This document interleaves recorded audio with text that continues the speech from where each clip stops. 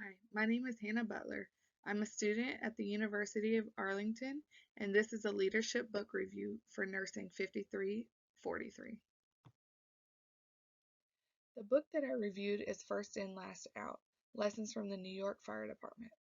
The primary author is John Salka. Barrett Neville served as the co-author and editor, and Dennis Smith provided the introduction for the book.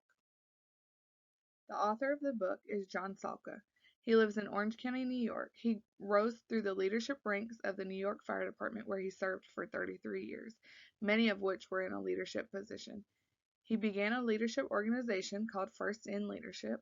He has written or co-authored 3 leadership books, including 5 alarm leadership.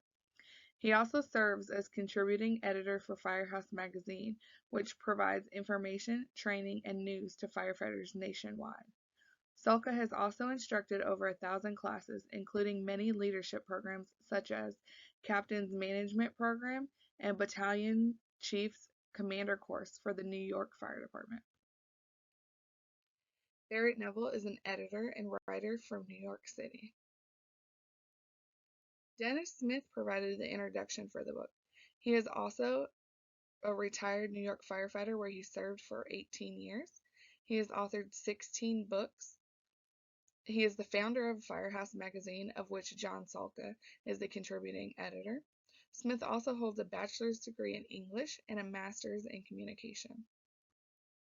According to the author, the target audience for this book are leaders at all levels within an organization or company. This is supported by the basic presentation of the leadership principles and objectives. The purpose of the book is to provide an exploration of the 3 primary leadership objectives provided by Salka, as well as how to implement them. The 3 objectives include, quote, follow the smoke, end quote. This means that the leader should learn to apply a keen sense of observation for issues. They must attempt to identify the issues and then continue to follow the smoke to discover the root of the problem. The second objective is to treat your staff like assets. This involves ensuring that they are placed in the best position to be successful, ensuring that they have all of the tools that they need to do their job successfully, and allowing them the freedom to be able to apply innovative strategies to get the job done. Lastly, developing leaders at all levels. Encouraging leadership at all levels within a company, according to Salka, results in increased engagement, increased accountability, and increased commitment.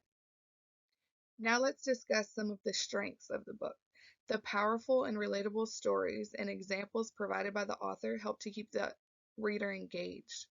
Many of the methods of leadership suggested in the book are supported by literature, such as establishing and maintaining an open two-way communication between staff and leadership, building a foundation of trust with staff, encouraging innovative solutions from staff, investing time into staff and treating them as your biggest assets, as well as exploring the strengths and weaknesses of your staff in order to determine how best to help them grow.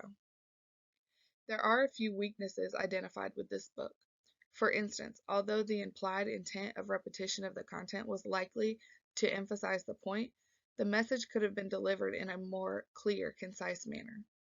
Although the examples provided within the book are wonderful, and it is clear that the strategies can be easily replicated within the firefighter profession, there is no clear recommendation as to how to operationalize them outside of this profession.